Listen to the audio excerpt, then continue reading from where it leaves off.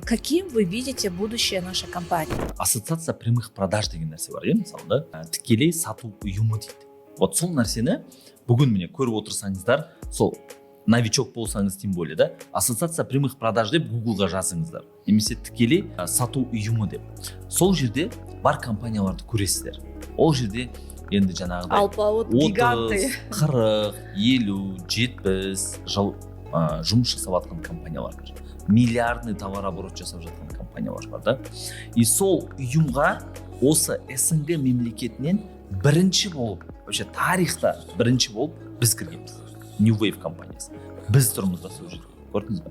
Ол жайдан жай дүние емес. Ол ұйымға сіз былай ақша төлеп кіре алмайсыз. Сіз ойлаңызшы, мысалы да, Ресей мемлекетінде, Қазақстан мемлекетінде андай енді миллиардный болмаса да 100 миллион доллар жасап жатқан компаниялар бар. Бірақ олардың өзі ол жерде жоқ та.